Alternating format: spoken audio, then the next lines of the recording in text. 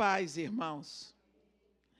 Eu gostaria de convidar a igreja. Hoje nós vamos ler o capítulo 12 do livro do profeta Daniel.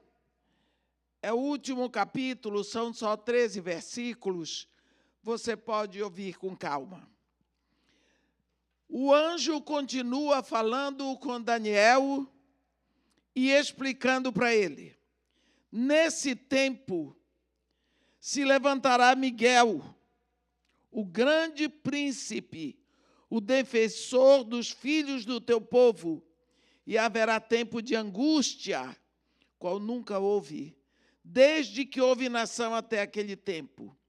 Mas naquele tempo será salvo o teu povo, todo aquele que for achado inscrito no livro da vida. Muitos dos que dormem no pó da terra ressuscitarão, uns para a vida eterna e outros para a vergonha e horror eterno. Os que forem sábios, pois, resplandecerão como o fulgor do firmamento, e os que a muitos conduzirem à justiça, como as estrelas, sempre e eternamente. Tu, porém, Daniel, encerra as palavras e sela o livro até o tempo do fim. Muitos o esquadrinharão e o saber se multiplicará. Então eu, Daniel, olhei, e eis que estavam em pé outros dois, um de um lado do rio e o outro do outro. Um deles disse ao homem vestido de linho que estava sobre as águas do rio: quando se cumprirão essas maravilhas?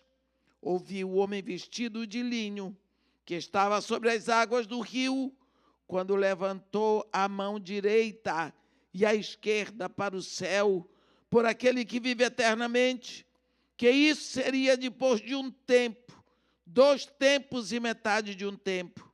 E quando se acabar a destruição do poder do povo santo, estas coisas todas se cumprirão.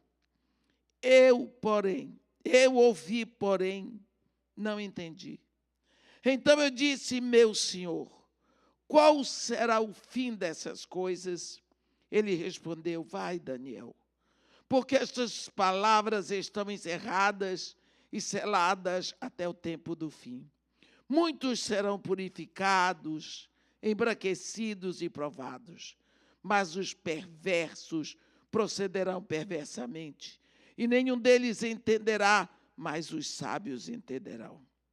Depois do tempo em que o sacrifício diário foi tirado e posta a abominação desoladora, haverá ainda 1290 dias.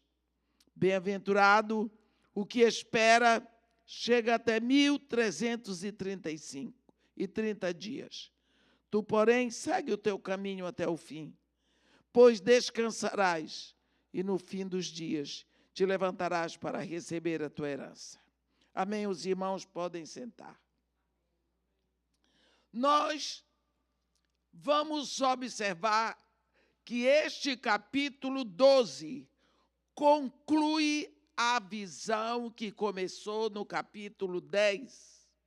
Lembramos quando chegamos no capítulo 10 que eu disse assim: esses 3 últimos capítulos, 10, 11 e 12, fazem parte de uma mesma visão.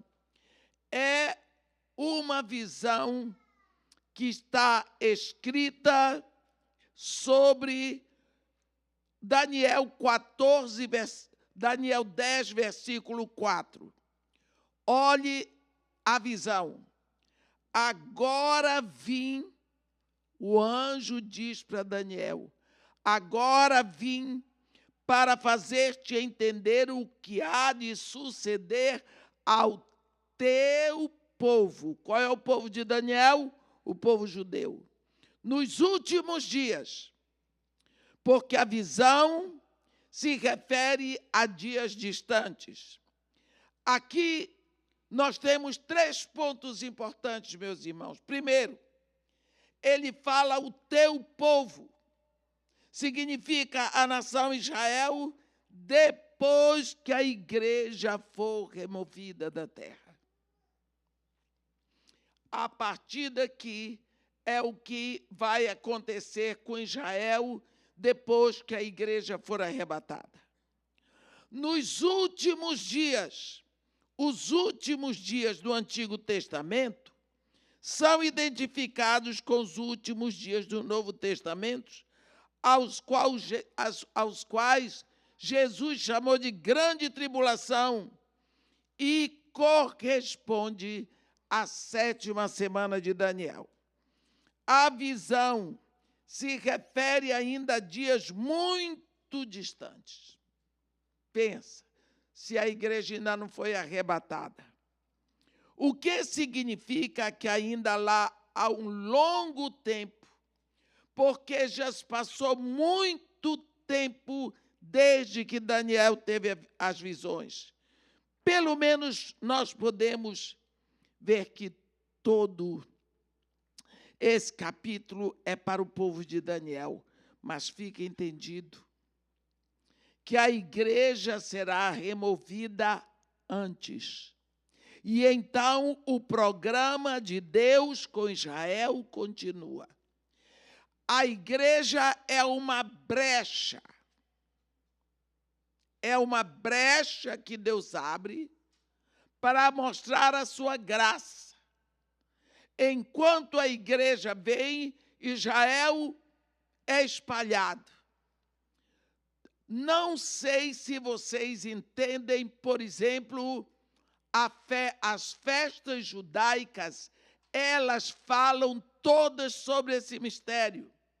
Por exemplo, quando Deus diz lá em Levítico 23, Moisés fala aos filhos de Israel que as festas fixas que celebrareis serão convocações solenes. São estas as minhas festas. Que festas são essas?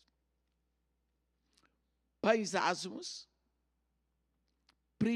Páscoa, primícias, Pentecostes, trombetas, expiação e tabernáculos. 7 festas. Se você puder seguir comigo, agora você vai ver uma coisa que está escrito aqui, que nós acabamos de falar. Primeiro, pães asmo. O pão asmo significa o pão sem nenhum fermento. Quer dizer, é um corpo sem pecado. Este corpo sem pecado vem para a terra. Vem a festa da Páscoa. Quem é que é sacrificado na festa da Páscoa? O Cordeiro de Deus. É um corpo sem pecado. Aí tem a Páscoa. Só que a festa das primícias são 3 dias depois da Páscoa. Porque o Cordeiro ressuscita ao 3º dia e é a primícia da terra para os céus. Pentecostes é a festa. Como é que eles fazem na festa das primícias? Eles pegam o fruto da terra puro como saiu. Eles sacodem, o sacerdote sacode aquele molho de cevada ou de trigo diante do Senhor, sem quebrar nenhum pedaço, sem misturar com nada. É a primícia do jeito que ela foi produzida. Mas agora, Jesus Cristo fica na terra 40 dias e sobe, porque 50 dias depois da Páscoa é Pentecostes. O que vai acontecer em Pentecostes? O sacerdote pega 2 pães levedados, isso você pode ver em Levítico. Pão levedado é aquele que você come de manhã, e eu também. É com fermento. Fermento significa mistura, fermento é símbolo de pecado. Ele pega um pão fermentado com a mão direita, um pão levedado com a mão esquerda, e traz os dois e move os dois diante de Deus. O que significa 2 grupos de pecadores. Pecadores de Israel, pecadores dos gentios. Pense Jesus na cruz, com os braços abertos. Aqui, pecadores gentios. Aqui, pecadores judeus. Ele traz os dois nele e nele ele leva para Deus. Vocês entenderam? A festa de Pentecostes é isso. É a junção dos pecadores gentios, dos pecadores judeus, e ele leva para Deus. Isso é a festa de Pentecostes, é o dia que o Espírito Santo veio para a terra. Depois, o Espírito Santo veio para fazer homens e mulheres, pecadores, gentios e judeus, filhos de Deus. Agora tem filhos de Deus na terra, cheios do Espírito Santo, porque o Espírito Santo veio nesse dia. O que vai acontecer? Judeus cristãos, gentios cristãos, que os primeiros convertidos foram judeus, formam o quê? A igreja. Formou a igreja, tudo bem. Então, o que pode acontecer agora? Arrebatamento, festa das trombetas. A festa das trombetas é só para o arrebatamento. Quando vem o Espírito Santo, nós podemos estar em Cristo. Só serão arrebatados aqueles que estão em Cristo. Então, agora, depois da festa, primeiro a festa dos pães ázimos, depois a Páscoa, depois da Páscoa vem primícias, depois Pentecostes, agora trombetas. É o arrebatamento da igreja. Depois vem a expiação, porque vai ter muita dor para os judeus, e tabernáculos, que é a festa da caminhada daqui. Então, agora, nós podemos ver que a igreja é arrebatada, mas o programa de Deus com Israel continua na terra. Nós não temos data certa, nós não temos sinal certo. Qualquer pessoa que tente assinalar data para o arrebatamento estará se movendo fora da palavra de Deus, porque o próprio Jesus Cristo, no seu sermão profético de Mateus 24, no versículo 36, ele diz: mas a respeito daquele dia e hora, ninguém sabe, nem os anjos do céu, nem o Filho, senão o Pai. Por isso que na época, quando o rapaz, no antigo casamento judaico, quando o rapaz ia comprar a moça, ele pagava o dote, assinava o ketubá, a moça ficava na casa dos pais. O rapaz voltava para a casa do pai dele. O pai dele, agora, sabendo que o filho já comprou a noiva, o pai vai dar para ele um pedaço de terra que lhe pertence, para ele construir o rupá, a casa que ele vai morar com sua esposa. Enquanto isso, a moça está na casa dela, cuidando de manter a candeia acesa na porta, colocando óleo, se preparando, porque ela não sabia quando o rapaz viria buscar. O rapaz também não sabia. O rapaz ia construir o rupá. Quando o pai dele decidisse, está na hora, vai buscar a noiva, ele obedecia o pai e descia. Ele não entrava na casa da noiva. Ele gritava lá de fora. Ela saía, apagava a candeia e ia com ele, direto para a casa do pai dele. Chegava lá, o velho estava esperando.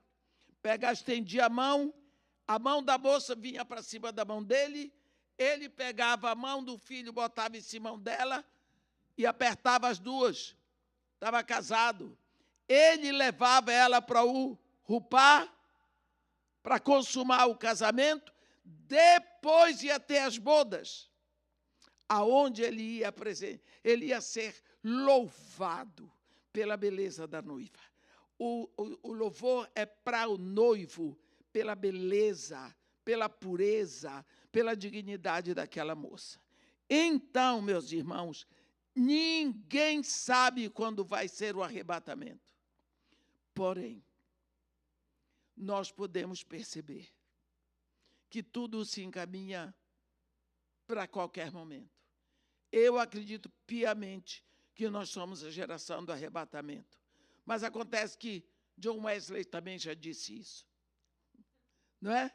Então, vamos viver como se fôssemos arrebatados daqui a pouquinho, porque então nós procuraremos estar preparados o tempo todo. O programa de Deus continua com Israel depois do arrebatamento da igreja. Jesus diz isso, exortando a todos sobre vigilância. Vamos vigiar. Quando nós lemos aqui Daniel, capítulo 12, versículo 1, nós vamos ver que esse período nós chamamos de grande tribulação. Esse período, pela mesma autoridade de Jesus, que ele usou esse mesmo termo com Daniel. Ele diz que será um tempo breve, imagina só, tempo de angústia, como nunca houve, como nunca aconteceu antes. Tempo de angústia.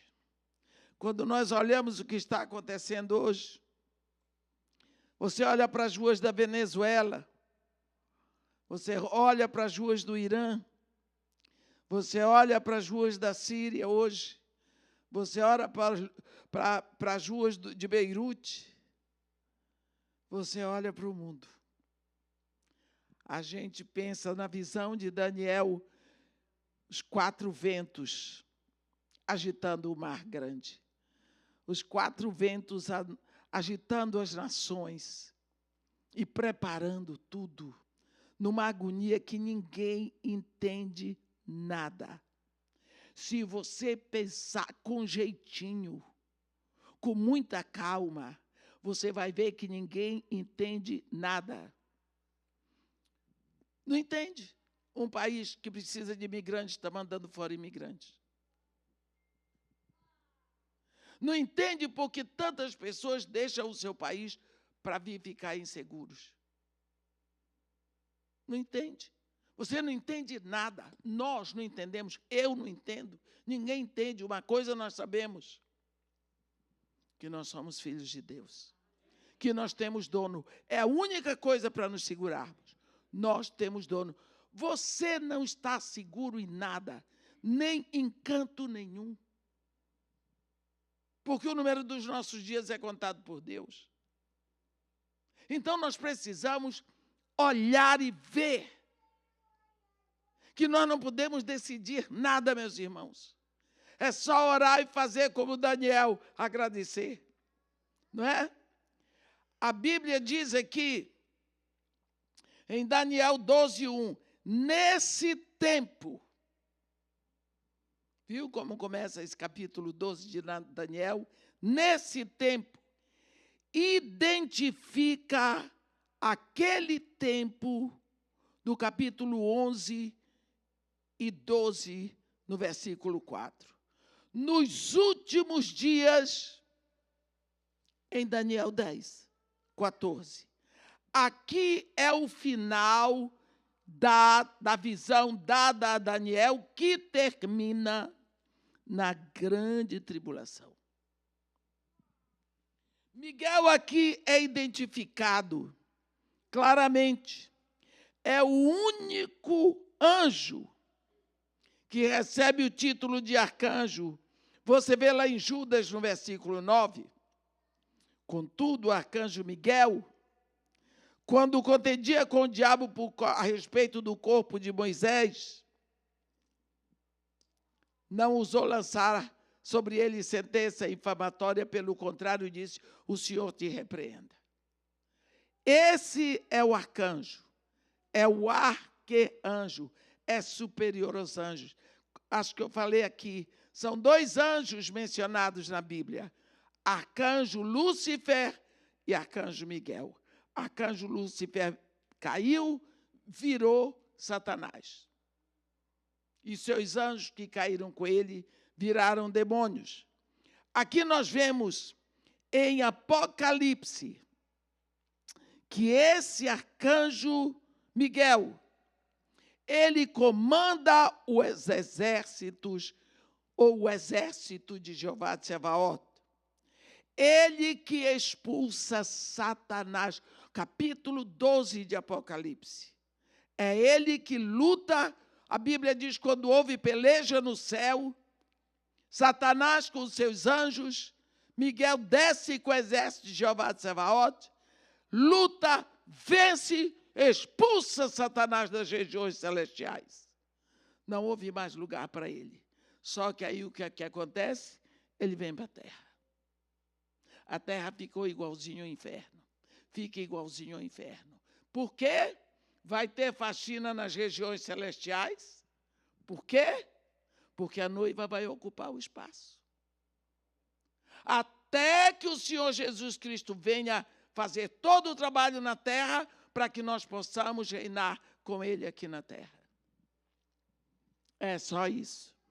E ele, no capítulo 12 de Apocalipse, é ele que protege Israel como nação e está a seu favor. Daniel deixa claro aqui sua estratégia descrita em Apocalipse 12.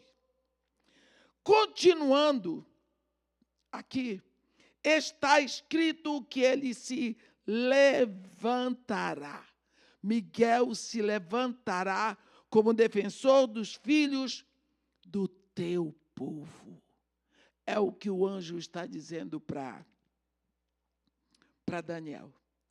Esse Miguel se levantará para defender os filhos do teu povo, Daniel.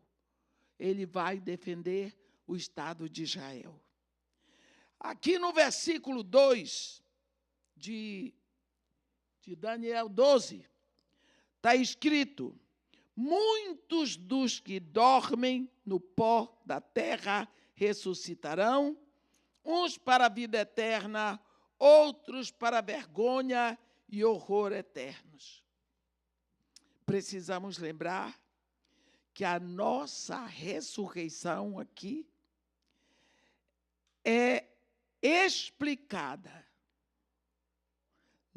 É aquela do arrebatamento, porque o arrebatamento é só para a igreja. Esta ressurreição aqui acontece depois que a igreja já foi arrebatada. O arrebatamento é um programa separado de Deus, que Deus faz, é um programa para a igreja, para a noiva. Quando a noiva sobe, fica uma igreja na terra. Os que estão na igreja, mais ou menos, e não estão em Cristo, eles vão ficar. Lembra que Jesus avisa isso na parábola das 10 virgens? Eram 10 virgens. Todas 10 eram virgens. Todas 10 eram noivas. Todas 10 esperavam o noivo. Na hora só 5 foram. Falta de vigilância. Falta de vigilância. Fica uma igreja aqui na terra para sofrer a grande tribulação. Mas a igreja que está atenta, que está no óleo, que está no espírito, que está na fé, que na oração, na batalha, na dor, no choro, no gemido, na esperança, na fé, ferrenha no Senhor Jesus, esta vai. Esta porque ela está em Cristo. E se você está em Cristo, você é nova criatura. Né? Então, esta ressurreição aqui é a outra ressurreição. Quantas pessoas morreram antes que houvesse igreja na terra? E quantas têm morrido durante esse período de igreja na terra? Você sabe que faltam 7 anos para completar 2 milênios que a igreja existe na terra. Só 7 anos. Em 2033. Isso eu posso fazer a conta. Qualquer um pode fazer. Porque se Jesus nasceu no ano 1 da era cristã, e ele foi à cruz, ele estava com 33 anos, no ano 33 ele foi à cruz, no ano 33 ele ressuscitou, no ano 33 ele foi entronizado no céu, no ano 33 o Espírito Santo veio para a terra, começou a igreja. Então, em 2033, completa o 2º milênio. Nós estamos em 26. Pouco tempo.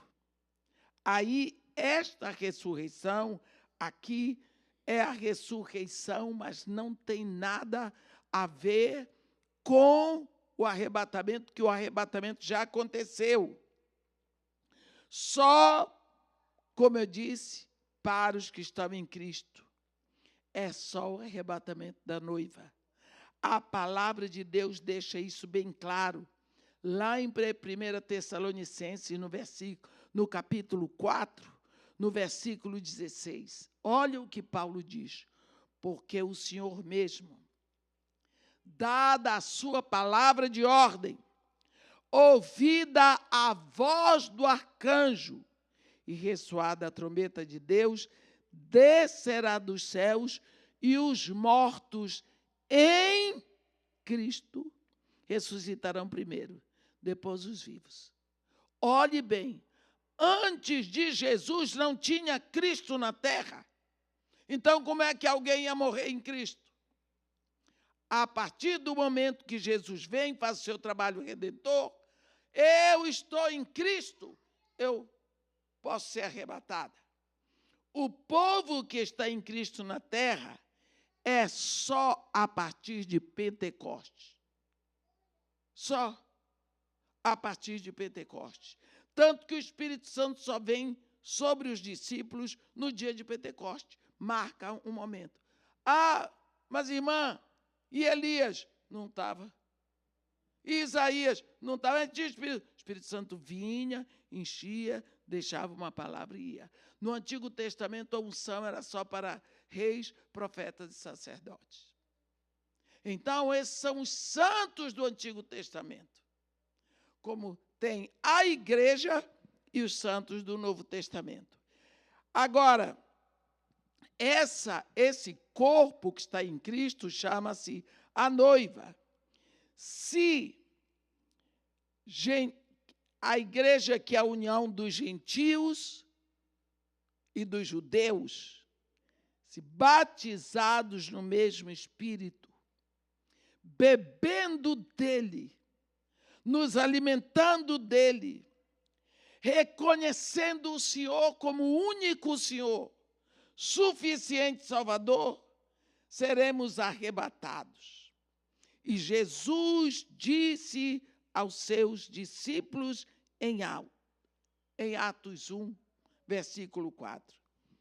E comendo com eles, determinou-lhes que não se ausentassem de Jerusalém, mas que esperassem a promessa do Pai, a qual disse ele: de mim ouviste. Porque João, na verdade, batizou com água, mas vós sereis batizados com o Espírito Santo, não muito depois desses dias. Assim, quando a igreja for arrebatada do mundo, os santos do Antigo Testamento não irão juntos, porque os santos do Antigo Testamento não estão em Cristo. Só depois é que serão ressuscitados e entrarão no reino só no final da tribulação. Os outros serão ressuscitados para a vergonha. No versículo 3, os que forem sábios, a Bíblia diz, os servos de Deus, na escuridão da grande tribulação, brilharão como o fulgor do firmamento. Olhe, os servos de Deus brilharão. Me diga por quê, hein? Por que é que eles vão brilhar? Eu quero ver você acender uma lanterna ali na rua meio-dia e brilhar. Mas se acender a lanterna meia-noite, ela brilha. Quando a noiva for tirada, a luz vai embora. Por isso que no Antigo Testamento, quando a noiva ia embora, que o noivo chamava, ela passava e apagava a candeia. Jesus Cristo diz para seus discípulos, vós sois a luz do mundo. Na hora que a igreja é tirada, ficará tudo no escuro. Então, aqui está dizendo que os servos de Deus, na escuridão da grande tribulação, eles vão brilhar. Porque eles serão a luz, com o fulgor do firmamento. Nós hoje temos esse dever de exercer a luminosidade que está em nós. A perfeita luz, a presença do Espírito em nós. Temos esse dever, como está escrito em Filipenses 2, para que vos torneis irrepreensíveis e sinceros, filhos de Deus inculpáveis, no meio de uma geração pervertida e corrupta, na qual resplandecerão como luzeiros do mundo. Precisamos saber o remanescente, naquele dia, será testemunho de Deus para o mundo e atrairão muitos para a justiça perfeita que é Cristo, porque só nele está a justiça aceita por Deus. Aqui no versículo 4, o anjo diz para Daniel, tu, pois, Daniel, encerra as palavras e sela o livro até o tempo do fim. Muitos o esquadrinharão e o saber se multiplicar. Essas profecias deveriam ficar seladas até o tempo do fim, não do final do tempo, mas é o tempo do fim. Se refere ao período que é chamado 70 semanas de Daniel. Hoje, lógico, nesse intervalo que precede esse período, é difícil de entender, porque também muitas pessoas têm diversas opiniões. Por isso mesmo, nós, como igreja, precisamos saber ler o que está escrito em Tito 2, quando ele diz, guardar a bendita esperança e a manifestação da glória do nosso grande Deus e Salvador Jesus Cristo. Muitos esquadrinharão. É isso que tem acontecido. Mas tem acontecido muito, e é o número de livros sobre este assunto de Daniel é muito vasto, e a busca de entendimento aumenta, mas precisamos aceitar Deuteronômio 29, onde está escrito que as coisas reveladas são para nós e os nossos filhos, mas as coisas que não estão reveladas são só de Deus. Saber que esquadrinhar a profecia não é pecado, porém, precisamos estar com os olhos muito abertos para o engano, porque tem muita mentira. É no momento em que nós procuramos saber muito, que nós podemos nos perder se nós não estamos com o pé firme na rocha. Aqui ele diz, o saber se multiplicará, meus irmãos.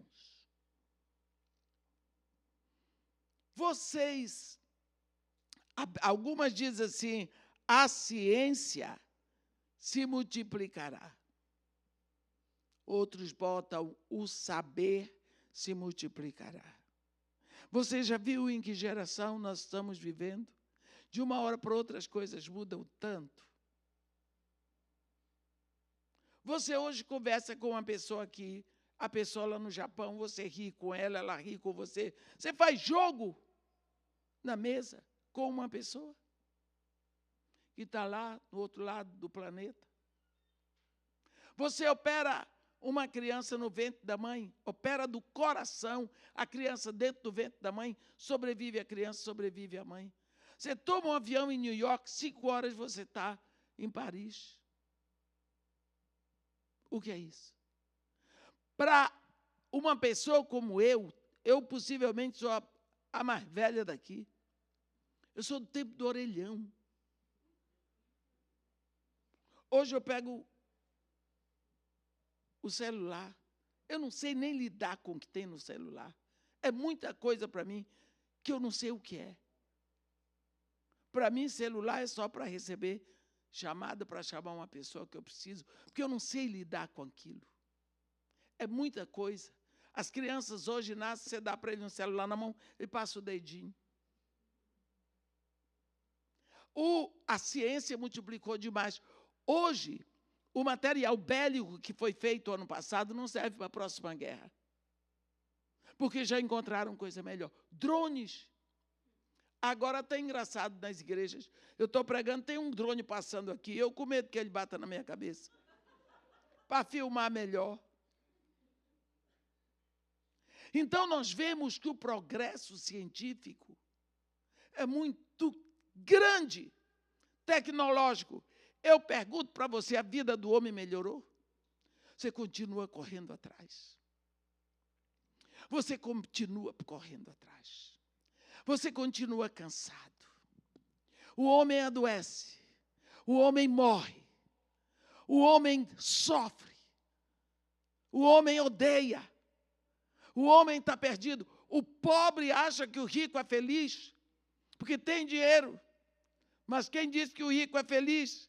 Se ele está tomando bolinha para dormir, usando cocaína, está na 3ª, 4º casamento. Tenho um amigo que me disse, cristão, irmã, estou pagando 5 pensões, 5 mulheres. Se eu soubesse, tinha ficado com a primeira. Eu disse, pois é, né? Era uma pensão só. Você está correndo das mulheres, você vai passando por elas e vai correndo. O problema está com você, não está nelas. Você sabe o que é isso? Muito dinheiro. As pessoas têm que ser como ele quer. Não são como ele quer, então descarta. Descartamos tudo. Usamos enquanto nos serve e depois jogamos fora. Estamos na época dos descartáveis. Olhe o que Deus, porque quem está, esse anjo que está falando aqui, está dizendo as coisas como seriam. O saber se multiplicará. O conhecimento da profecia. Embora hoje haja muito progresso científico e tecnológico, esse saber se refere especificamente ao estudo profético. De versículo 5 ao versículo 7. Aqui nós vamos ver. Então, eu, Daniel, olhei e eis que estavam em pé outros 2 seres espirituais. Um de um lado do rio e o outro do rio é o rio Tigre. Um deles disse ao homem vestido de linho, que é Jesus, viu? Que estava sobre as águas do rio: quando se cumprirão estas maravilhas? Vamos ver esses versículos que nos levam de volta para o capítulo 10. Eu vim para revelar o que vai acontecer com o teu povo.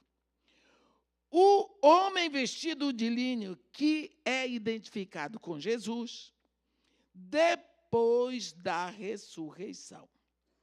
2 outros estavam com ele, um de um lado do rio Tigre e o outro do lado oposto do mesmo rio. Sabe onde fica o rio Tigre, né? Ali tem Tigre e Eufrates, ali no Iraque, perto do Irã. Um pergunta para o homem vestido de linho, que é Jesus, que estava nas águas do rio: quando se cumprirão estas maravilhas? Olhe que o anjo foi que perguntou. Esse é a visão de Deus. Como lá em Isaías 6, do céu se via a terra cheia de glória. Pense bem o que é isso. Isaías 6. Porque você lembra quando teve quando Isaías, no capítulo 6, ele diz: no ano da morte do rei Uzias, eu vi o Senhor assentado sobre o alto e sublime trono, e as abas das suas vestes enchiam o templo. Os serafins estavam por cima deles, com 2 asas cobriu o rosto, com 2 cobriu os pés, e com 2 voava, e dizia um para o outro: santo, santo, santo. Ele vai descrevendo a majestade da glória da presença de Deus. O Cristo responde. Aqui, o Cristo é interpelado, que é Jesus, e ele responde que será em 3 anos e meio, que é exatamente a última etapa da 7ª semana de Daniel. Depois nós vemos do juramento um ato como em Apocalipse 10. Vocês lembram? Em Apocalipse 10, quando o anjo acabou de abrir os 7 selos, vai descer o livro aberto para a terra. E esse anjo, que é Jesus Cristo, lá, porque nem sempre, quando fala anjo, é alguém da família dos anjos. É um ser espiritual. Agora, como você discerne entre um anjo e Jesus? É que quando é Jesus, vem a descrição dele com arco-íris sobre sua cabeça, os pés e as pernas como chamas de fogo, o rosto como o sol na sua força, os olhos como chamas de fogo, cabelos e cabeça alvos como a alva lã. Vem a mesma descrição que está em Apocalipse 1. Aqui, esse anjo vai falar com ele. O juramento que ele faz é como o juramento que o anjo forte, Jesus, faz em Apocalipse 10. É quando se acabar a destruição do poder do povo santo. Estas coisas todas se cumprirão. É uma afirmativa tão difícil, porém é que, enfim, a rebelião de Israel terá sido finalmente quebrada no final da grande tribulação, e então haverá o grande retorno para Deus. Quando acabar, todos retornarão. No versículo 8, está escrito: eu ouvi, porém não entendi. Então eu disse: meu Senhor, qual será o fim dessas coisas? Embora ele estivesse testemunhando, meus irmãos, toda aquela cena, ele não entendia o que ele via e o que ele ouvia. É muita coisa de uma vez só. Ele estava atônito. O profeta Daniel, já próximo aos 90 anos, não ouvia, não entendia. Ele não compreendia. No versículo 9, ele respondeu: vai, Daniel. Aqui, ó. Vai, Daniel, porque estas coisas estão encerradas e seladas até o tempo do fim. Se Jesus não disse para Daniel a quem ele mostrou, vai dizer para mim? Aí é que nós entramos e precisamos deixar de ser orgulhosos. Cuidado, precisamos tomar cuidado com o ocultismo, com o desejo de entrar nos mistérios ocultos de Deus. O que é de Deus é de Deus. Eu sou igreja, eu não vou chegar lá. E isso é para o final. Olha o próprio Jesus dizendo, vai, Daniel. Vai. Porque essas coisas estão encerradas e seladas até o tempo do fim. Jesus Cristo tem umas coisas assim, né? Lembra quando ele estava no capítulo 24 de Mateus, ele estava dentro do templo. Os discípulos, pescadores, tudo lá da Galiléia, estavam lá fora, olhando as construções dos templos, maravilhados com a coisa, bando de caipira, né, lá da Galiléia. Aí, quando Jesus vem saindo do templo, ele diz, mestre, vem ver.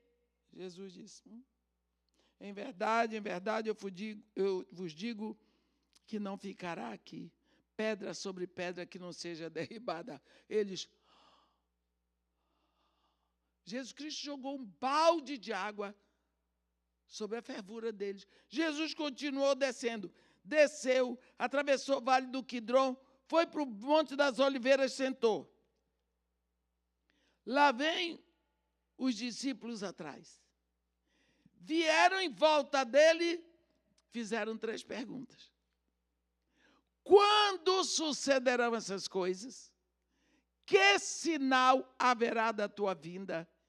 Que sinal acontecerá da consumação do século? Eu digo para vocês, às vezes eu vejo Jesus assim, olhar para a cara deles, passar a mão na barba, se é que tinha barba.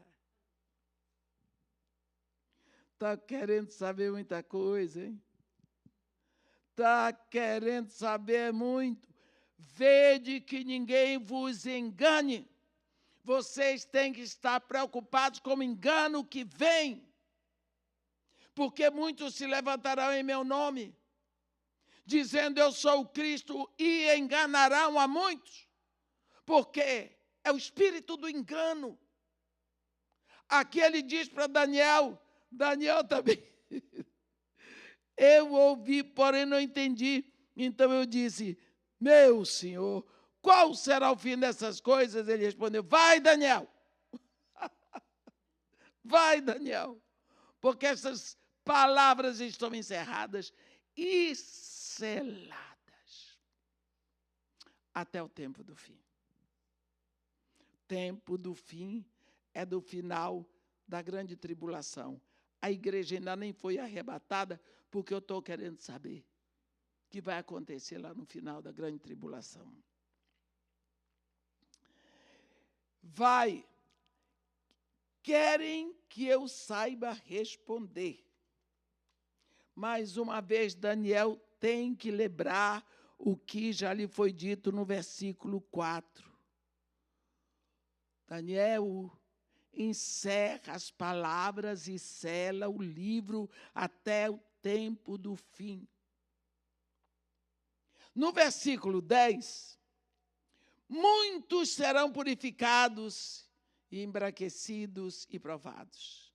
Mas os perversos procederão perversamente e nenhum deles entenderá, mas os sábios entenderão. Está vendo? Há um entendimento que vem para os sábios.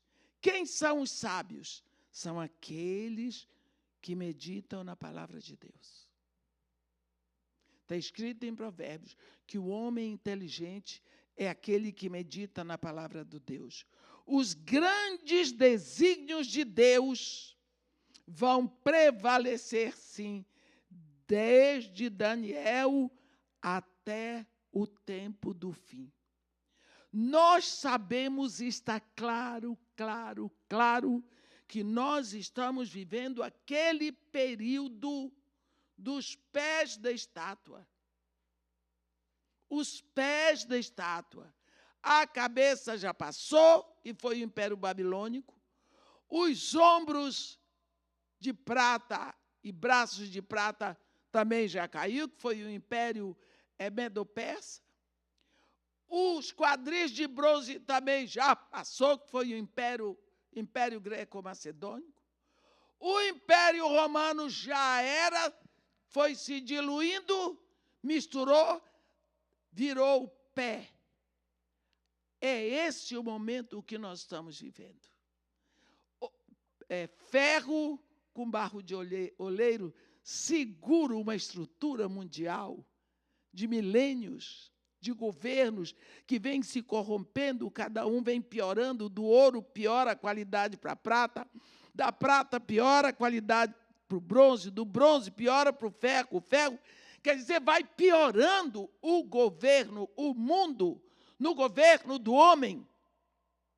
Ele vai piorando. E depois, na visão de Daniel, está mostrado o caráter dos governantes. Todos eles são assassinos, sanguinários, violentos, impiedosos, tarados, inimigos de Deus. Põe um governo hoje de um filho de Deus, que eu quero ver quem é. Põe aí. Não tem, meus irmãos. Põe um presidente cheio do Espírito Santo. Não tem. Então, por que nós, que somos igrejas, somos filhos de Deus, vamos ficar tão apavorados? Nós estamos aqui, o melhor de tudo é que é Deus que nos formou no ventre da nossa mãe. Ele podia ter nos formado lá, no século I, mas Ele deixou para nos trazer, para sermos a igreja do século XXI. Isso é uma responsabilidade muito grande, de ainda no meio das dores, de lágrimas, de lutas, nós estamos proclamando esta palavra da verdade. Há um momento no livro de Esdras que me pega pelo coração. Quando foi a hora do povo judeu voltar da Pérsia, Esdras disse: proclamei junto ao rio Ava um jejum. Eu vou ler para vocês. Eu vou ler para vocês. Está aqui. No capítulo 8 do livro de Esdras, no versículo 22, no versículo 21, nós vamos estar falando daqui a pouco sobre jejum. Ele diz assim: então apregoei ali um jejum junto ao rio Ahava, para nos humilharmos perante o nosso Deus, para lhe pedirmos jornada feliz para nós, para os nossos filhos, para tudo o que era nosso. Porque tive vergonha de pedir ao rei exército e cavaleiros para nos defenderem do inimigo no caminho, porque já lhe havíamos dito: a boa mão do nosso Deus é sobre todos os que o buscam, para o bem deles, mas a sua força e a sua ira contra todos os que o abandonam. Nós, pois, jejuamos e pedimos isto ao nosso Deus, e Ele nos atendeu. Está vendo o que nós estamos fazendo aqui hoje? Nós estamos provando a nossa fé, a nossa certeza. Nós já tinha dito para o rei que eu sirvo ao Deus que é poderoso, que me defende. Depois eu vou pedir para o rei: me dá um soldado aí para me guardar, que meu Deus hoje não está trabalhando. Só pode ser? Só pode ser isso?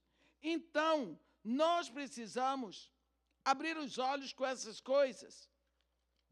Aqui, a Bíblia diz que muitos serão embranquecidos e provados. Mas os perversos procederão perversamente, e nenhum deles entenderá, mas os sábios reinarão. A Bíblia aqui está falando de purificados, aqueles que se entregaram a Cristo estão purificados. Mas os perversos procederão perversamente, e nenhum deles entenderá. Isso se refere ao homem natural. Os sábios entenderão. Quando Jesus fala do Consolador, em João 16, ele diz: quando vier, porém, o Espírito da verdade, ele vos guiará a toda a verdade, porém não falará por si mesmo, mas dirá tudo o que tiver ouvido e vos anunciará as coisas que hão de vir. Não é pela nossa força, não é pelas nossas convicções humanas, ou por produtos de muito esquadrinhar as profecias, é só pelo Espírito Santo. Sabe, você não estava lá na cruz, naquele dia. Você não viu Jesus sendo crucificado. Você não ouviu a voz de Jesus dizendo: Pai, perdoa-lhes, eles não sabem o que fazem. Você não olhou o túmulo vazio. Você não viu o anjo, chamou as mulheres, vem de ver onde é que estava. Elas foram olhar. Você não viu, mas você acredita. Sabe por quê? Alguém estava lá presente. Ele veio habitar dentro de você. E aqui ele diz: eu vi. Esse Espírito presente ali, ele dá testemunho a você. E você diz, você morre dizendo que Jesus ressuscitou. Por quê? O mesmo Espírito. É isso que você vive hoje. É um testemunho. Não é por força. Aqui no versículo 12, versículo 11 de Daniel 12, a importância desse versículo é que Jesus já falou isso em Mateus 24. Aqui nós temos que Jesus já falou.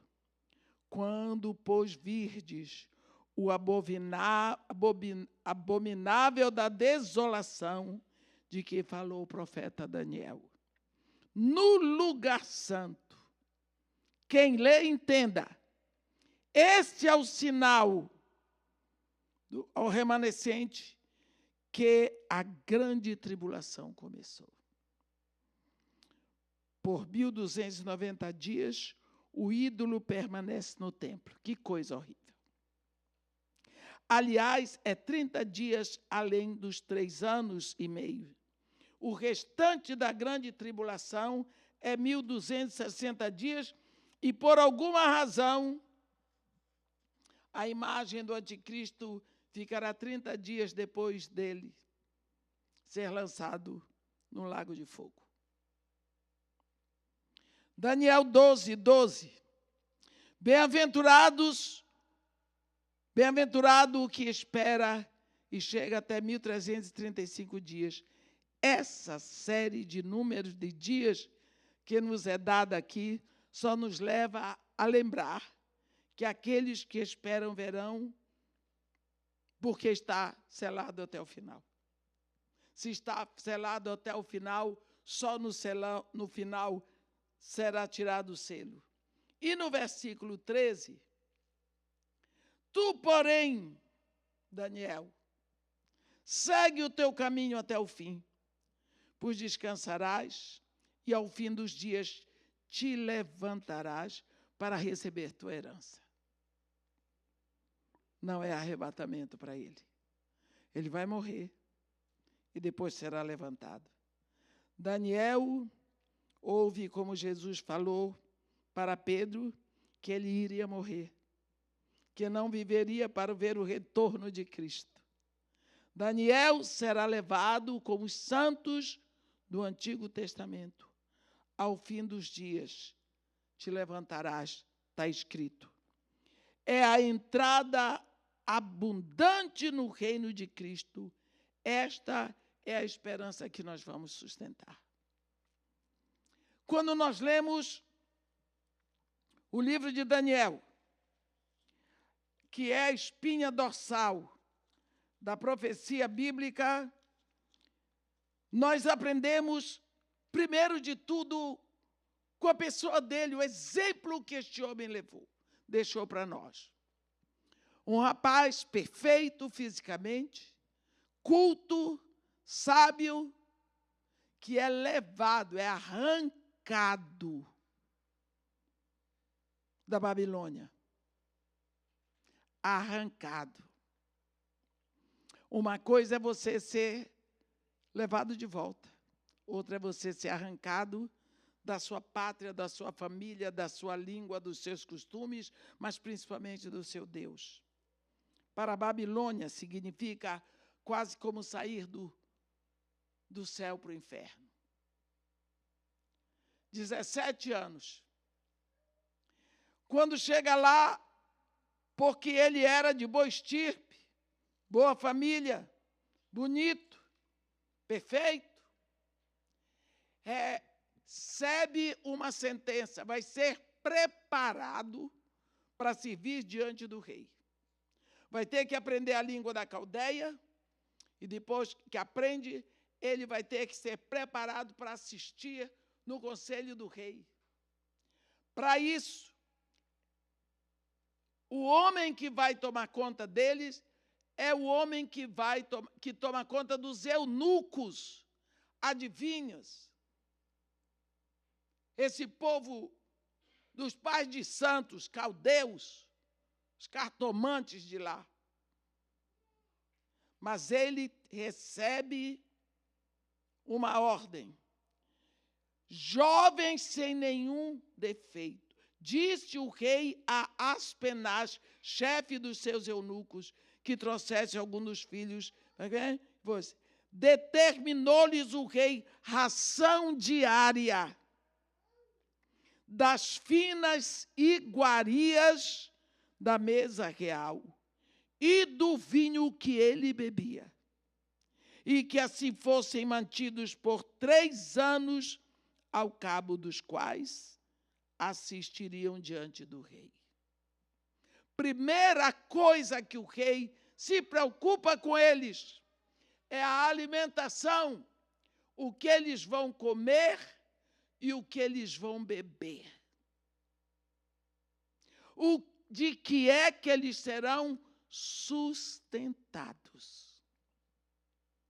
Aí começa o que nós comumente chamamos de o jejum de Daniel. Ora, as finas iguarias do rei eram as carnes mais caras e o vinho era o mais caro que existia. Deixa eu fazer com vocês, levar meus irmãos, vocês a um momento.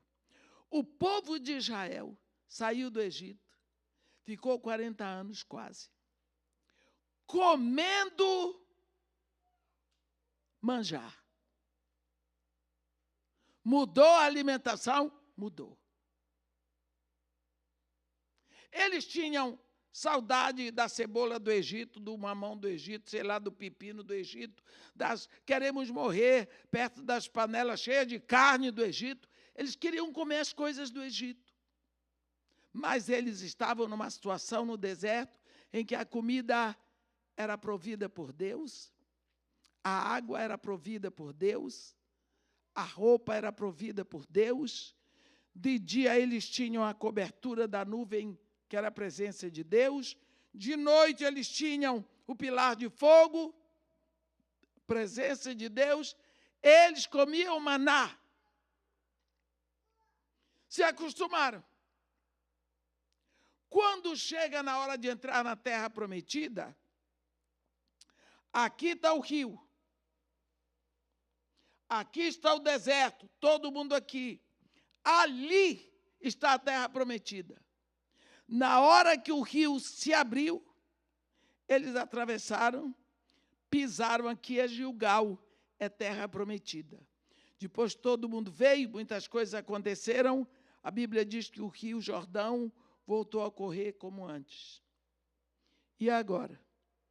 O que é que nós vamos comer? Cessou o maná.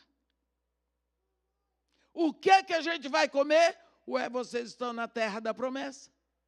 Coma as coisas da terra da promessa. Comida do deserto ficou do outro lado. Você não pode estar dentro da promessa de Deus se alimentando com o que ficou lá no mundo. Lá do outro lado. Esse é o grande erro que nós cometemos. Nós continuamos nos alimentando das coisas que ficaram para trás. Os nossos interesses, graças a Deus, como diz Paulo, graças, porém, a Deus, que em Cristo sempre nos conduz em triunfo, que você saiu do Brasil, saiu daquela porcaria de novelas, você saiu daqueles filmes, você vai saindo, você vai deixando de se alimentar dessas coisas e você vai criando uma consciência de reino.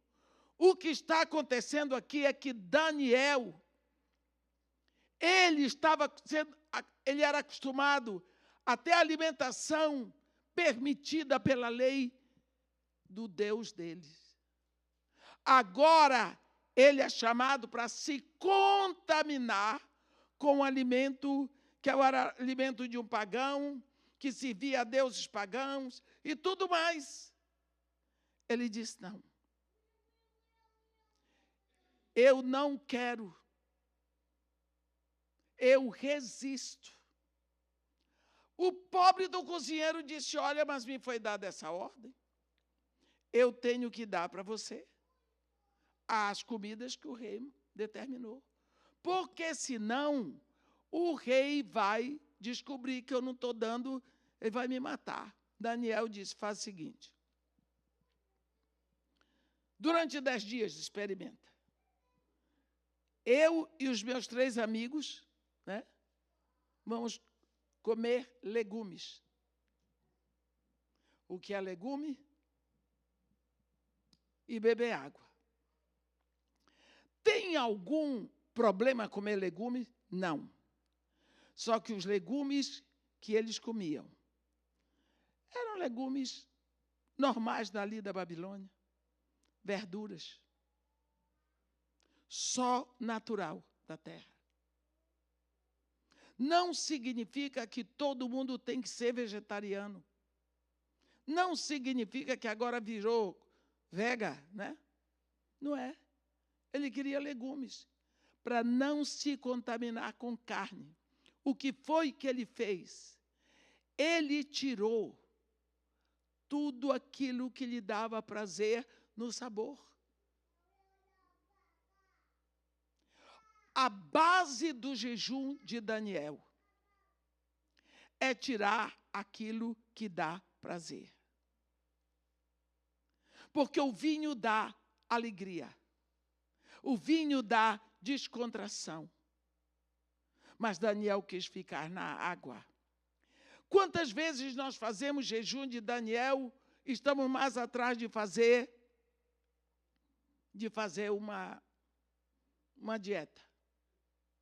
O jejum de Daniel, a base dele é que seja tirado da sua alimentação tudo aquilo que lhe dá prazer. Ora, mas irmã, então eu não gosto de carne, vou comer carne. Não, tira tudo isso e vai comer os legumes que não lhe dão prazer. Você gosta? Você precisa do sal? Você vai botar um pouco de sal. Se você não precisa, você tira. Pode tomar café? Você gosta de café? Eu gosto. Então, não tome. Mas eu preciso, por exemplo, se eu não tomar um café de manhã, 11 horas estou com dor de cabeça. Preciso da cafeína. Graças a Deus que não é cocaína. Né? Como é que você toma o café, então? Toma o café frio. a cafeína continua lá. E amargo, para quem não gosta de café amargo. Então, você vai fazer aquele jejum de forma que não lhe dê prazer. Mas você vai comer. A ênfase do jejum de Daniel está na dieta. Quando, depois de 10 dias, o homem foi ver, eles, Daniel e os seus 3 amigos, estavam mais robustos, mais brilhantes, mais bonitos do que os outros jovens que estavam comendo as finas iguarias do rei. A intenção, a direção do jejum de Daniel é uma intenção de purificar a sua intenção de buscar sabor nas coisas do mundo. Porque, às vezes, a pessoa está atrás de buscar prazer nas coisas do mundo, prazer nas revistas pornográficas, prazer na música mundana, prazer olhando filmes que não convêm. Então, esse é o jejum do Daniel. Eu vou tirar o que me dá prazer. Olhe o que aconteceu.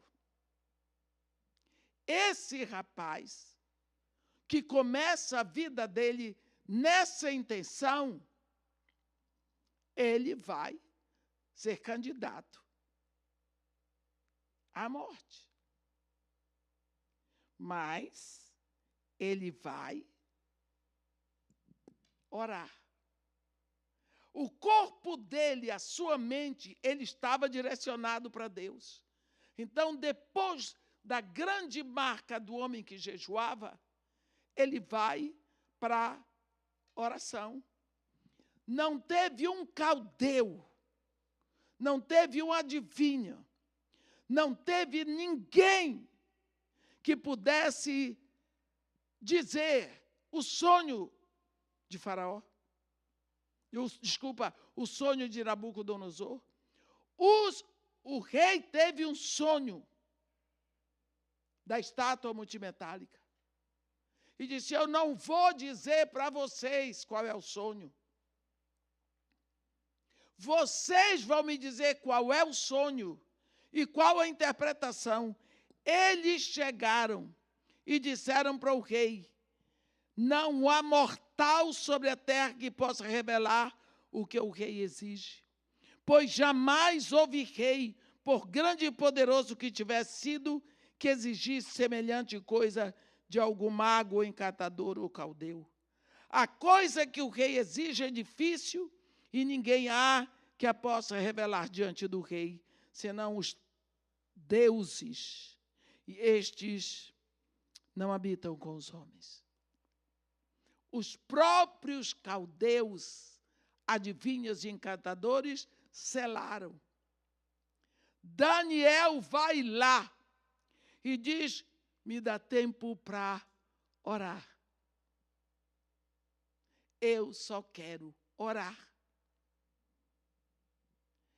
Para você botar sua cabeça numa guilhotina dessa, você tem que saber que seu Deus é vivo, que seu Deus ouve e que você pode falar com Ele.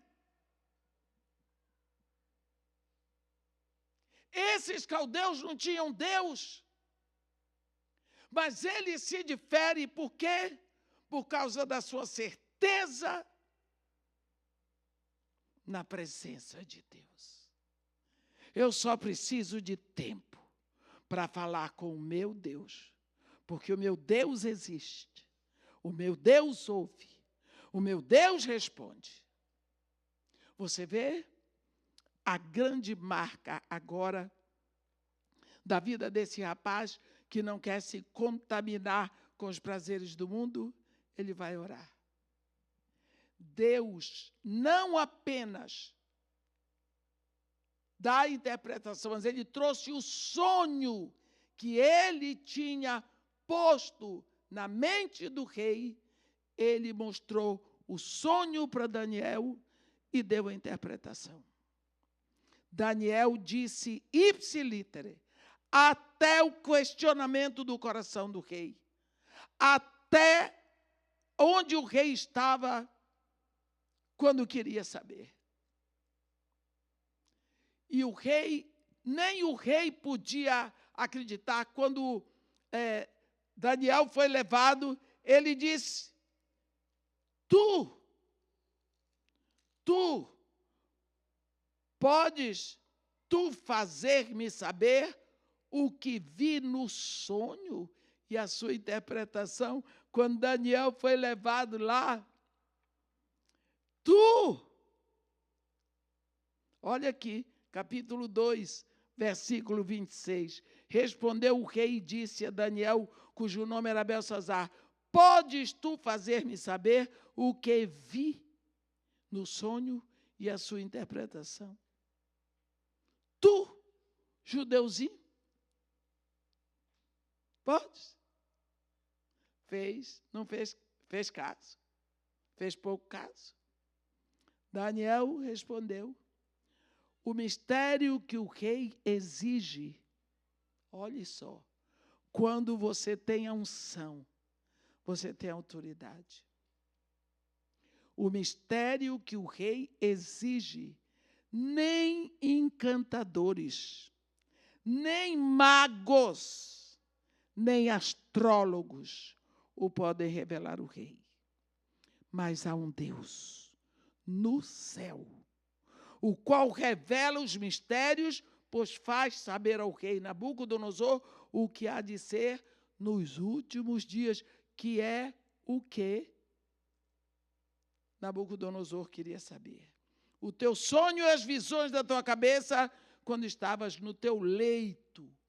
Falou logo para o rei, você estava no seu leito. E aí ele vai descrever tudo. Tudo. O quê? Oração. Homem de oração. Ele não precisou ficar gritando, ele não precisou escabelar, ele não precisou de um mês, ele só precisou orar. Olhe, isso no tempo de Daniel. Hoje, a nossa situação, meu irmão, é tão diferente. Você lembra que Jesus falou para a mulher samaritana assim: olha, mas vem dias, e já chegou, João 4, 23, em que adorarão a Deus em espírito e em verdade, porque são esses o que Deus busca para seus adoradores. A verdade é a palavra. O espírito, nós sabemos quem é. No dia de Pentecostes, aqueles discípulos de Jesus, eles tinham a palavra, mas ainda não tinham o Espírito, porque o Espírito Santo não tinha descido. No momento que eles estavam naquela sala, que vem o Espírito Santo, ele vem sobre a palavra que eles já tinham, houve aquela explosão. Então agora eles têm o Espírito e a palavra, o Espírito e a verdade. Agora eles podem ser verdadeiros adoradores. Só a partir do dia de Pentecostes aqui na terra, Deus vai olhar e ver verdadeiros adoradores. Porque nós temos o Espírito, nós temos a palavra. Então agora, aí Jesus disse para ela, mulher, a mulher perguntou para ele, onde é o lugar da adoração? Ele disse, mulher, não é onde adorar, é como adorar. Não é no monte, não é em Jerusalém, é em espírito e em verdade. Então, hoje, onde nós estamos falando com Deus. Desde anteontem eu estou aqui, nós estamos, anda para lá e para cá, filhas de Deus, orando, falando com Deus. Não precisa gritar. Não precisa ir lá anunciar aonde você está. Então você vê, num país de idolatria, diante de um rei idólatra, esse rapaz não tinha mágoa no coração. Esse rapaz não tinha amargura. Esse rapaz tinha sido feito eunuco, mas o coração dele era puro. Ele pediu a Deus, Deus mostrou para ele e deu a interpretação. Por quê? Por quê? Por causa da intimidade dele com Deus. O jejum, ele afia o gume da espada. Você já cortou carne, cortou, a faca não vai perdendo o gume? Então, você vai lá e você afia de novo. O jejum afia o gume da espada. Quando você jejua, a sua mensagem chega. Quando você jejua. O jejum não significa apenas ficar sem comer.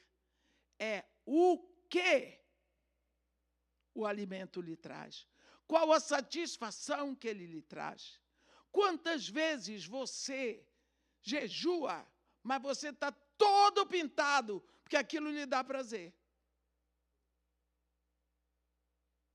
Você está todo enfeitado, porque aquilo lhe dá prazer. Jejuar é tirar aquilo que lhe causa prazer. É tirar aquilo que lhe causa prazer. Daniel tirou da vida dele. Então, primeiro, um rapaz que sabia se separar. Segundo, um rapaz que orava. E porque ele orava, e Deus lhe respondia, e ele sabia que era Deus que estava falando, ele tinha a visão aguçada para o reino espiritual, porque ele estava ligado em Deus. E Jesus Cristo um dia chega e diz, bem-aventurados os limpos de coração, porque eles verão a Deus. Você vai ver as visões que ele tem. Mas eu gostaria de falar especificamente de um momento em que, por causa da sua integridade, ele vai ser jogado na cova dos leões. Depois que Daniel interpretou tudo, o rei resolveu, Dário, resolve criar os sátrapas, os governadores, mas botou Daniel na posição de chefe. Os outros ficaram com inveja dele e procuraram sujeira na vida dele, que tivesse escondido embaixo do tapete, para expô-lo. Não encontraram, disseram, só tem um. Ele é judeu. Ele não adora os nossos deuses. Foram ao rei. Agora eram 2 reinos, os medos e os persas. Olha, o senhor tem que fazer valer a lei dos medos e dos persas, de que os presidentes e os sátrapas procuraram ocasião para acusar a Daniel a respeito do reino, mas não puderam achá-la, nem culpa alguma, porque ele era fiel, e não se achava nele nenhum erro sem culpa, nem culpa. Disseram, pois, estes homens, nunca acharemos ocasião para acusar este Daniel, se não a procurarmos contra ele na lei do seu Deus. Então, estes presidentes e sátrapas foram juntos ao rei e lhe disseram, Ó rei Dário, vive eternamente. Todos os presidentes do reino, os prefeitos e sátrapas, conselheiros e governadores concordaram em que o rei estabeleça um decreto e faça firme o interdito que todo homem que por espaço de 30 dias fizer petição a qualquer deus, ou a qualquer homem que não for a ti, ó rei, seja lançado na cova dos leões. Pronto, o rei assinou o decreto. Daniel, no versículo 10 do capítulo 6, olha quem é este homem. Daniel, pois, quando soube que a escritura estava assinada, entrou em sua casa e em cima, no seu quarto, onde havia janelas abertas do lado de Jerusalém, 3 vezes por dia se punha de joelhos e orava e dava graças diante do seu Deus, como costumava fazer. Ele não se envergonhou do seu Deus. Ele continuou orando. Olha este homem. Há um salmo, Salmo 137, que diz assim: às margens dos rios da Babilônia, nós nos assentávamos e chorávamos, lembrando-nos de Sião. E nos salgueiros que lá existiam, pendurávamos as nossas harpas, pois aqueles que nos levavam cativos nos pediam canções, e os nossos opressores diziam: cantai-nos algum dos cânticos de Sião. Mas como poderíamos cantar o cântico do Senhor em terra estranha? Quer dizer, se a coisa está bem, Deus é digno de louvor e adoração. Mas se a coisa não está bem, Deus não é mais digno. Deus é digno de louvor e adoração todo o tempo, não importa o que esteja acontecendo. Deus é sempre digno. Deus não existe para fazer a nossa vontade. Deus continua sendo o soberano. Agora, você veja, então, porque é perigoso, vou fechar as portas, vou adorar a Deus para ninguém ver. Eu sou cristã secreta? Não, não sou cristã secreta. Eu sou filha de Deus. Olha o que estava acontecendo aqui. Daniel era acostumado a subir no seu quarto 3 vezes por dia, abrir as janelas, ajoelhar, estender as mãos para o lado de Jerusalém, dar graças a Deus, orar. Mas os homens viam, sabiam que ele fazia isso. Agora ele ia fechar as janelas para ninguém ver? Não, ele continuou adorando o mesmo Deus do jeito que ele fazia, não se envergonhou do Senhor Deus dele. Olha, isto se chama fidelidade. Então, um homem de oração, um homem fiel. Quando nós vemos a oração dele, no capítulo 9, nós temos um desejo de orar como Daniel. Você vê que ele não estava preocupado com ele. Ele estava caminhando para os 90 anos. Ele estava preocupado com o seu povo. Ele queria que o seu povo voltasse para adorar o seu Deus em Jerusalém. Ele confessa o pecado da nação, dizendo: eu tenho falado isso no Brasil.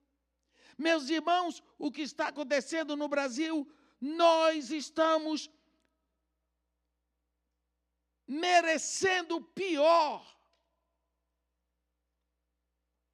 não apenas nós dedicamos a nossa nação a um ídolo confuso, porque o Brasil está dedicado à Aparecida. E ela é o quê? Padroeira. Ela não pode ser padroeira, ela pode ser madroeira, porque é mãe, é mulher. Padroeiro é de pai. Então, um ídolo confuso, transgênero. Outra coisa, 2 vezes, pegamos a imagem, a lembrança, a memória do Filho de Deus e colocamos na festa mais dejeta que pode acontecer no Brasil no Carnaval. Ele, todo requebrando, apanhando do diabo, todo mundo dançando, sambando, fazendo festa, aplaudindo e cantando no desfile do Carnaval. 2 vezes. O que você quer? Quem foi que se levantou? Onde está a igreja? Onde está o governo? Onde está esta nação? Que nação é esta, meus irmãos? Então você acha que o que nós estamos vendo hoje acontecer? Nós estamos em pecado, sim. Nós temos pecado, sim. O roubo, a violência, a angústia, a desumanidade, a sujeira. Tudo isso que está acontecendo no Brasil, você pode ter certeza, é resultado de pecado. Quando Daniel ora, ele diz para Deus, só nos resta corar de vergonha. Orei ao Senhor, meu Deus, e disse, Senhor, Deus grande e temível, que guardas a aliança e a misericórdia para com os que te amam e guardam os teus mandamentos. Temos pecado e cometido iniquidade. Procedemos perversamente e fomos rebeldes, apartando-nos dos teus mandamentos e dos teus juízos.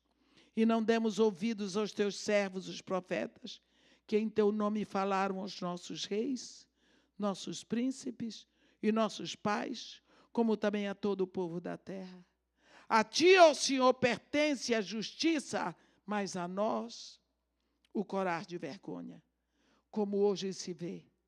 Aos homens de Judá, os moradores de Jerusalém, todo Israel, quer os de perto, quer os de longe, em todas as terras por onde os tens lançado, por causa das suas transgressões, que cometeram contra ti. Ó Senhor, a nós pertence o corar de vergonha. Ele vai confessando os pecados das nações, da nação, dos líderes, dos profetas, do povo. E de final ele pede, inclina, ó meu Deus, os ouvidos e ouve. Abre os olhos e olha para a nossa desolação e para a cidade que é chamada pelo teu nome, porque não lançamos as nossas súplicas perante a tua face, fiados nem em nossas justiças, mas em tuas muitas misericórdias. Ó Senhor, ouve, ó Senhor, perdoa, ó Senhor, atende-nos e age. Não te retardes, por amor de ti mesmo, ó Deus meu, porque a tua cidade e o teu povo são chamados pelo teu nome. Aí vai vir a resposta. A resposta que Deus tem diante de toda essa oração de confissão, de reconhecimento de pecado, é uma resposta numa visão muito longa que começa no capítulo 10, mas você vê que a resposta vem na hora certa, para um tempo que ele nem poderia definir, mas veio. Veio. Você vai aprender no livro de Daniel que vale a pena orar, mas vale a pena viver uma vida com esse Deus. Não importa em que tipo de humilhação você esteja, porque mais humilhado do que naquela época ser feito eunuco aos 17 anos, não existe. Isso é muita humilhação. Castrar um rapaz de 17 anos. Ele não foi vencido por isso. Ele continuou fiel a Deus. Deus não podia ter impedido? Podia. Deus podia ter guardado? Podia. Mas ele, assim como Jesus Cristo foi à cruz, Deus não existe para fazer o que nós pensamos, mas aquilo que ele tem que fazer. Eu não sei por que motivo você está aqui agora. Você que tem documento, você que não tem documento.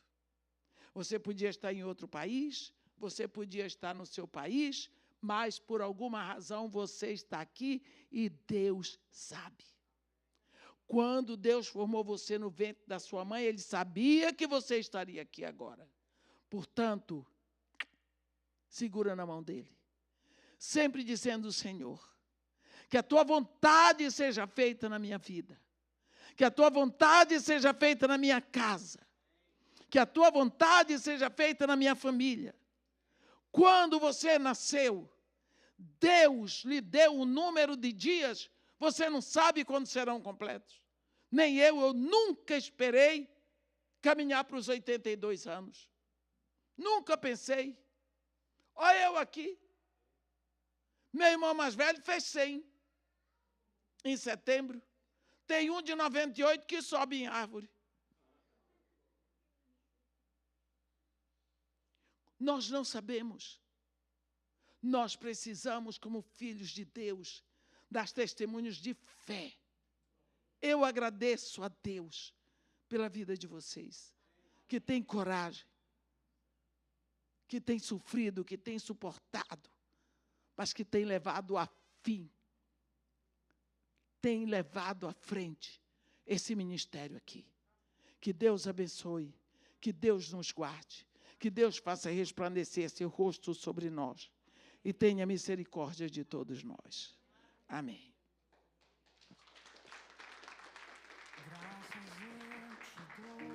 Amém. Vamos ficar de pé.